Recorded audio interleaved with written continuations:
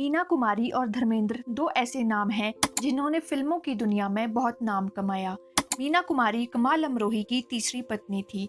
1952 में दोनों ने एक दूसरे से शादी की और 1964 में रिश्ते सही न होने के कारण दोनों अलग रहने लगे। उसी बीच धर्मेंद्र भी फिल्म इंडस्ट्री में अपना हाथ आजमा रहे थे और नए एक्टर थे। तभी मीना कुमारी और धर्मेंद्र एक दूसरे से मिले।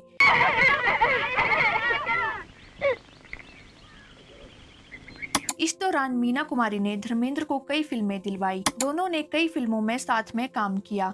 कहा जाता है कि मीना कुमारी फिल्म मेकर से धर्मेंद्र को ही लीड रोल में लेने के लिए कहती थी। इसके बाद मीना कुमारी और धर्मेंद्र की फिल्मों के सेट पर प्यार की खबरें खूब सामने आने लगी। जुल्फों को आप यूं न संवारा करो। चर्चे इतने बढ़ गए थे कि एक बार तत्कालीन राष्ट्रपति डॉक्टर सर्वपल्ली राधाकृष्णन जी ने मीना कुमारी जी से इस बारे में सीधा सवाल पूछ लिया था। इस बीच बहुत से किस्से सामने आए। एक बार कुछ दोस्तों के साथ मीना कुमारी और धर्मेंद्र पिकनिक के लिए गए थे। आते वक्त धर्मेंद्र दूसरी गाड़ी में बैठ गए, जिसके बाद मीना कुमारी गाड़ी से उतरकर सड़क पर बैठ गयी और चिल्लाने लगी कि मेरा धर्म कहाँ है। एक ऐसा ही किस्सा धर्मेंद्र का भी मिलता है। एक बार किसी पार्टी में धर्मेंद्र ने बहुत ज्यादा ड्रिंक कर ली थी। उन्हें दिल्ली से मुंबई आना था, लेकिन उनकी फ्लाइट कैंसिल हो गई। तब धर्मेंद्र जी ने कहा था, मुझे जाने दो, मीना मेरा इंतजार कर रही होगी। इसके बाद एक फोटो सामने आया था। इस फोटो में धर्मेंद्र सिर्फ लुंगी में खड़े थे और मीना कुमारी उनकी बगल में तकिया लेकर खड़ी थी। कहा तो ये भी जाता है कि जब कमाल अमरोही ने ये फोटो देखी